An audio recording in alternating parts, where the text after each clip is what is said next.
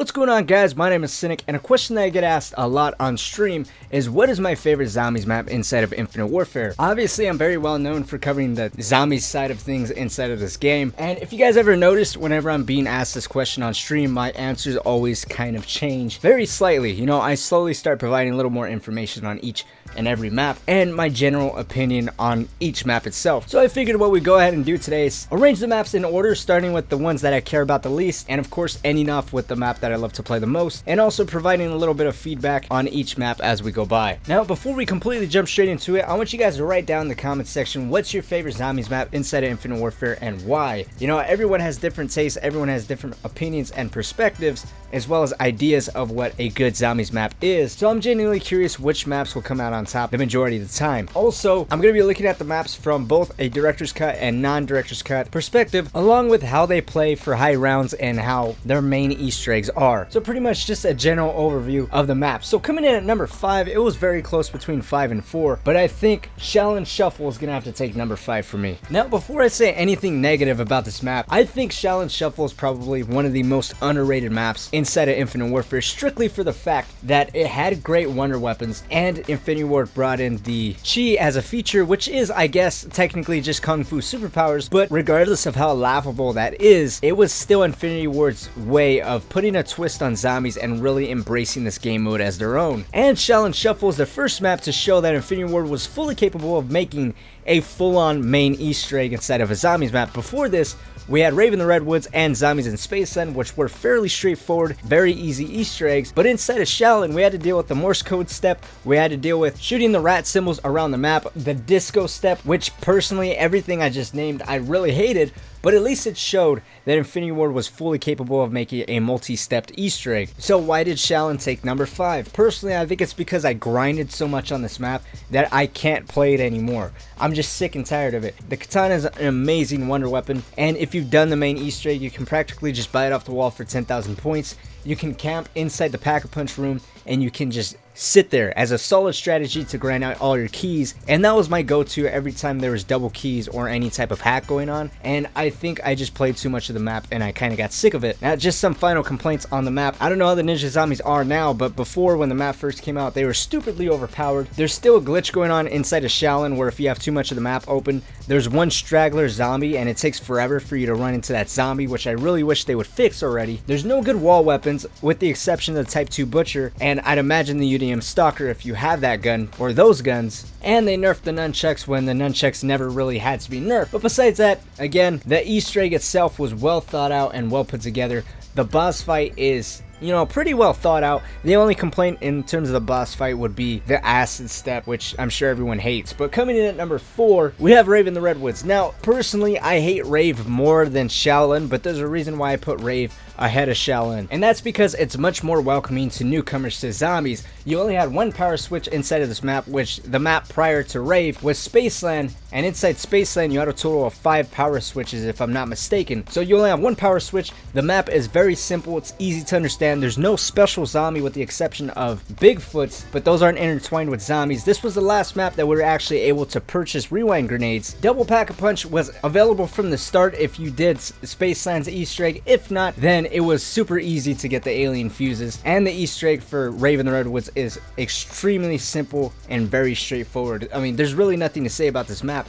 I think the reason why I managed to put this ahead of Shaolin, besides the fact that it's easy for newcomers to get a hang of, is because it was the last map that we were able to purchase rewind grenades. And rewind grenades are practically max ammos in your pocket. You know, I know for a fact I wasn't the only one hoping that rewind grenades made a return in the Beast from Beyond. So it's kind of unfortunate that the last map that we seen them in was DLC 1. Now, something I want to quickly mention is inside of Director's Cut, Rave in the Redwoods Easter egg, at least the steps for the main Easter egg, is a giant pain in the ass. Particularly the step where you have to collect souls or arms. Inside of Director's Cut, where you have Bang Bangs, all your perks, and every weapon's Pack-a-Punched, or at least get extra damage from Bang Bangs, everything dies. So that step is a pain in the ass in Director's Cut. But besides that, the entire Easter egg, the entire map, is very friendly to newcomers. Also, to add in a couple extra kind words for Infinity Ward, I do also like how they introduced Rave vision or Rave mode into this map. I thought that was very cool, very unique, a nice way to gain additional points. But I still do find it kind of weird that Activision won't endorse any type of hate whatsoever, but they have no problem promoting substance abuse.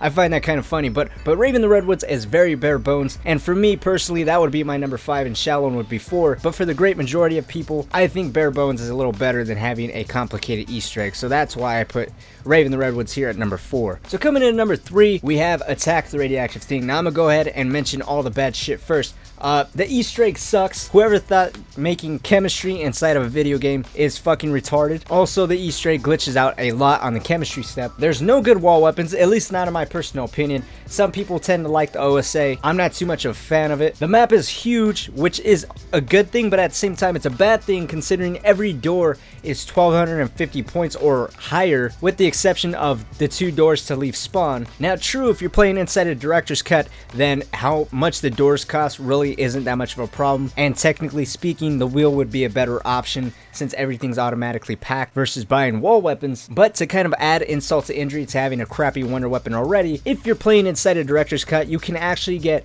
the MAD upgraded and the MAD non-upgraded, and they're considered 2 different weapons, so you can actually have both versions of the MAD on your person at one given time. I'm not too sure if they share the same amount of ammunition. I never bothered to pick it up.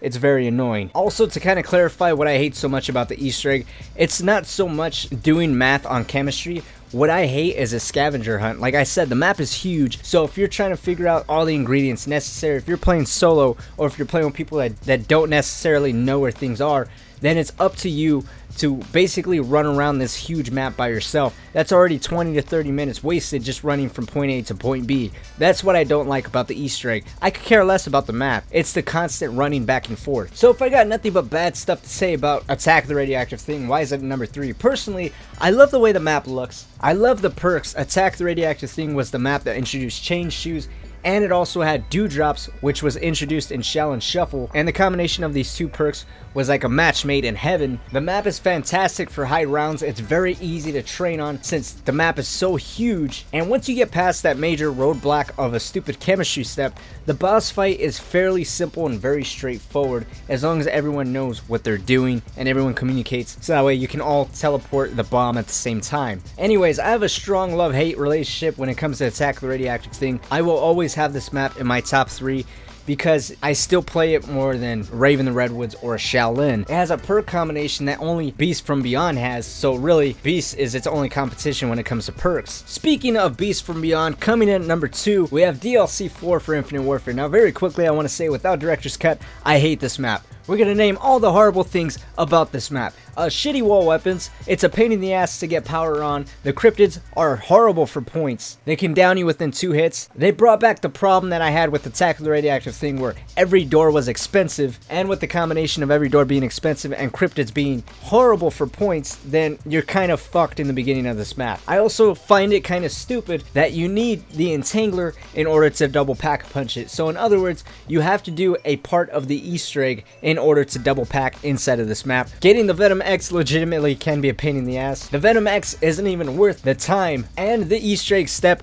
where you have to entangle Neil's head and take him to the pack-a-punch room is also stupid considering there's no rhyme or reason to what door is going to open and what path to take. Now the final complaint is the wheel is complete shit in this map. I don't understand why the wheel is so bad in Beast from Beyond, but it's horrible in this map, and you practically need the candles and the Sentinel in order to have a very decent run at the Easter egg. But it sucks. It's the worst wheel out of every single map. But all complaints aside, when you have Director's Cut, this map is hands down probably the best map. It's very well balanced. Once you have all the perks and double pack-a-punch available from the start pretty much, the map becomes much more easier. It's still a challenge considering you're going to be facing ninja zombies, you're going to be facing slashers, cryptids, and clowns all at the same time. The only time that it becomes a little too much is whenever a ninja or the slasher spawns on you and you instantly go down. That's the only bullshit. Besides that, I feel this is the perfect map if you want to get challenged. You have all the perks, like I said, double pack-a-punch from the start, and you have every